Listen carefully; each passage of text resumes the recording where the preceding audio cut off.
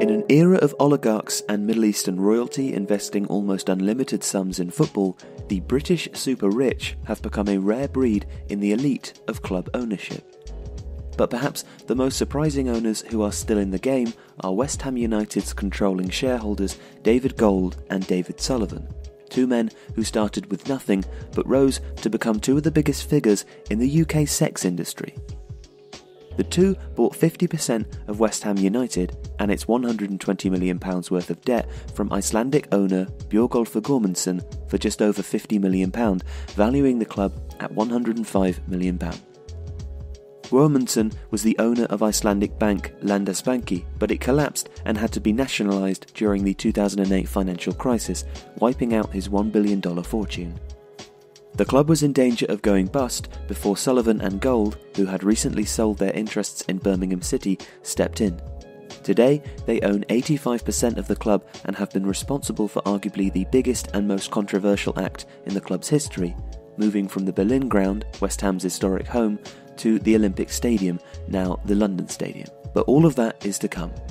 The roots of the two Davids' fortune and their interest in West Ham can be traced back to more than 80 years ago. David Gold was born a few metres from the Boleyn Ground at 442 Green Street. He was born into a crushingly poor Jewish family. In his autobiography Solid Gold, he describes a childhood where he was constantly damp and hungry. He also experienced anti-Semitic abuse and would later, after he made his fortune, have death threats hanging over his head from the British Nazi group Combat 18. Gold grew up without his father, Godfrey Gold, a petty criminal who would be absent for long stretches of his childhood. Unsurprisingly, growing up across from the Boleyn Ground, Gold became a fanatical West Ham fan. He also almost played for the club too. He was a short but nippy left-winger nicknamed The Rabbit, ironic given the name of his best-selling sex aid at his chain of Ann Summers stores.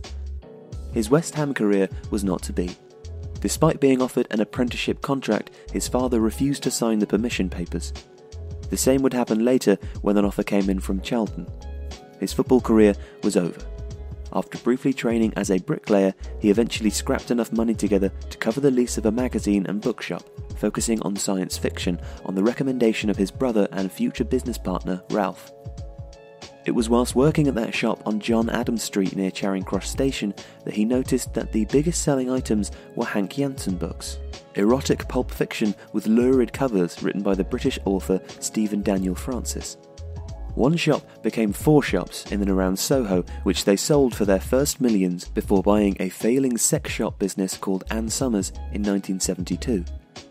After deciding to cut out the middleman, the Gold brothers moved into publishing erotica via their Gold Star publishing company, which they believed was very different to pornography.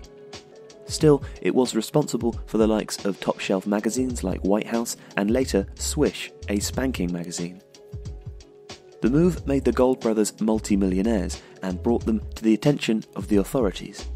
Gold found himself in the dock at the Old Bailey twice during 3 court cases in 1973 after being charged under the Obscene Publications Act. They had taken issue with a host of publications including New Direction, In Depth, Lesbian Lovers and A Woman's Look at Oral Love. Gold, like Larry Flynt in the US, painted himself as a freedom fighter. It seemed like it was them, the shadowy establishment, against me. He would, he said, defend erotica in the trenches. The famed barrister Sir John Mortimer, who would go on to write Rumpole of the Bailey, successfully defended him and Gold escaped jail. By the end of the 1970s, the Gold brothers had joined forces with another heavyweight from the sex industry after receiving a phone call out of the blue. It was from his chief rival in publishing, and it began a partnership that has lasted nearly 40 years. David Sullivan was born in Wales to a working-class family in Cardiff. Whilst not born into quite the level of extreme poverty as the Gold brothers, Sullivan worked his way to university. His attachment to West Ham grew while studying in London and living in Hornchurch. According to one 2010 interview in the Western Mail, Sullivan was working for £30 a week in a petrol station when he read an interview with Bob Guccione, the founder of Penthouse magazine, in the News of the World. Shortly afterwards, he hired a photographer, paid a female model, and started selling 50 photographs on a sheet for £1. I'm not embarrassed by what I've done. I'm not one of those people who will tell the neighbours I'm in the print business. I'm in the adult entertainment industry, and I have met some lovely girls and made a lot of money. By the late 70s, he had sewn up half of the adult publication market as well as a string of sex shops across the country, which is when he picked up the phone to the Golds. We both had a range of top-shelf magazines and were competing with each other for space on the shelves, recalled Gold. Everything changed the day that he telephoned. Sullivan went into joint business with the Golds, starting a lucrative partnership for the next 4 decades, although it wasn't without its controversy. Pornography was being lambasted by those who saw it as being exploitative of women and those morally outraged by the sale of increasingly explicit material, which David Gold had initially been against. And, unlike the Gold brothers, Sullivan did spend time in jail. In 1982, he was convicted of living off immoral earnings and spent 71 days in jail.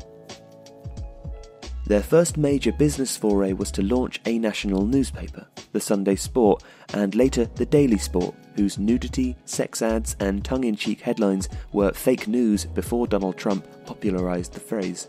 Famous headlines included Kim plot to nuke Strictly Craig, Sex with Mr. Frosty mangled my bell end, and the classic of the genre, 10 years ago the lotto made me a millionaire, now I suck off dogs for quavers.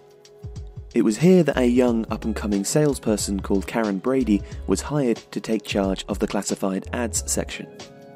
The newspapers were, in the words of David Gold, a cult hit that sold 1.5 million copies a week at their peak. The paper once even had Bobby Moore as a columnist. They sold the papers for £50 million in 2007, just before the financial crash.